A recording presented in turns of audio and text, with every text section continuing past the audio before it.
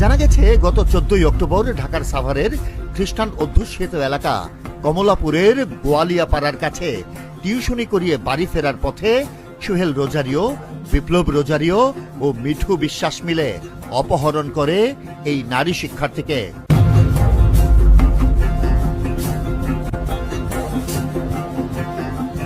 এরপর বিপ্লব ও মিঠুর সহায়তায় সোহেল রোজারিও জোর করে ধর্ষণ করে তাকে।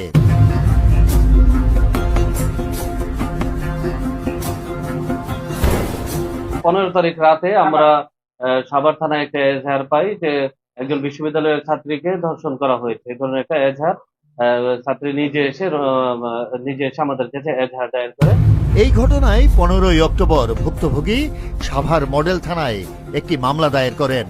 এদিকে পরিস্থিতি বেগতিক দেখে এলাকা ছেড়ে পালিয়ে যায় 3 অভিযুক্ত। তখন থেকেই ঘটনাটি দেশে আলোচনার কেন্দ্রবিন্দুতে পরিণত হয়। পুলিশ, ডিবি ও র্যাব মাঠে নামে সোহেল, বিপ্লব ও মিঠুকে গ্রেফতার করতে। বিভিন্ন স্থানে অভিযান চলে আইন শৃঙ্খলা বাহিনীর।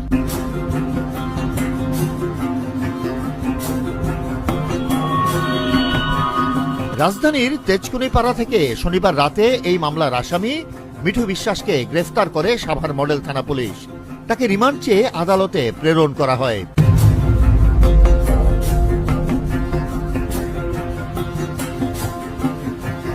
আপনি জানেন বিরুলিয়া গোয়ালিয়াপাড়া এলাকায় যে একজন তরুণীকে ধর্ষণের যে ঘটনা ব্যাপকভাবে আলোচিত হয়েছে, সেই ঘটনায় আমরা কিন্তু একাধিক বিভিন্ন জায়গায় সাঁড়াশি অভিযান পরিচালনা করেছি এবং অভিযান পরিচালনা করে আমরা এই ঘটনায় জড়িত অন্যতম আসামি মিঠু বিশ্বাসকে আমরা গ্রেপ্তার করতে সক্ষম হই। একদিনের ব্যবধানে গাজীপুরের কালীগঞ্জ থানার নাগরী বাজার থেকে আজ ভোরে গ্রেফতার করা হয় ধর্ষণ মামলার প্রধান আসামি সাভারের কমলাপুর গ্রামের সন্তোষী রোজারিওর ছেলে সোহেল রোজারিওকে।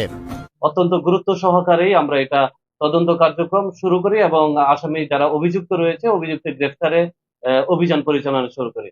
আমরা ঢাকা সাভার থানা পুলিশ, জেলা গোয়েন্দা শাখা যে উত্তরের অফিসার ইনচার্জ ডিবির নেতৃত্বে টিম ভাগ করে মূলত আমরা এই অভিযান পরিচালনা করি।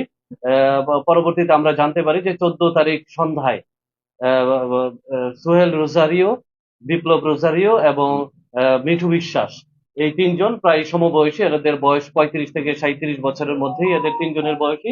তারা সমবয়সী এবং একসাথে সবাই পরিচিত, একে অপরের পরিচিত। তারা যখন এই বিশ্ববিদ্যালয়ের শিক্ষার্থী টিউশন করে বাড়িতে যায়, বাড়িতে যাওয়ার পথিমধ্যে তারা